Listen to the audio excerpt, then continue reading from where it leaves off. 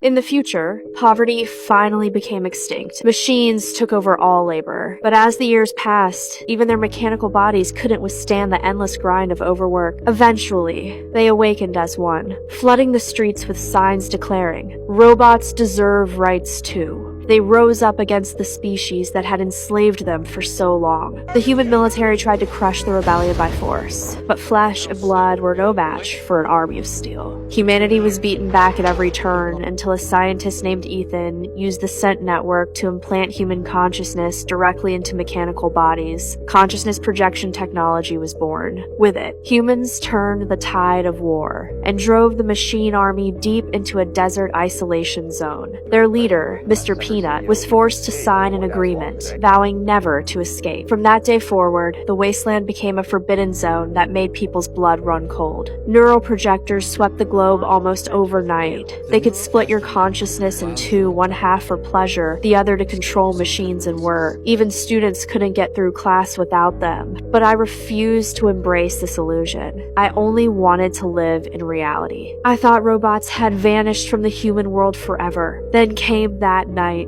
A strange noise outside drew me to peek out the door. What I saw made my heart stop cold.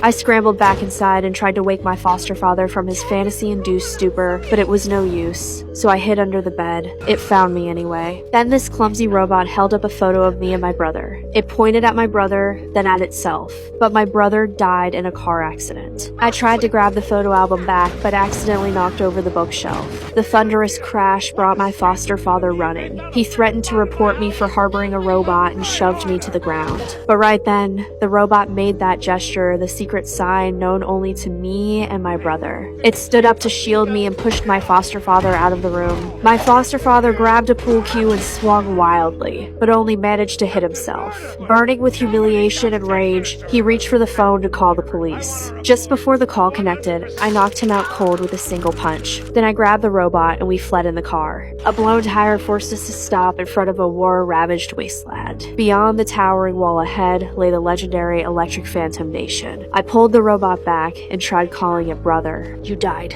and now you're here. Are you a robot now? But you're alive. You're out there. The real you is out there somewhere. How do I find you? Then it pointed at a Scent Network billboard in my glasses and doctor. It hit me like a bolt of lightning. The bespectacled doctor who told me about my brother's death after the accident. But I never saw my brother's body. I spread the map out on the sandy ground. Without hesitation, the robot pressed its finger on Flat Top Mountain, dead center of the isolation zone. The X is a prison for robots to not break out of.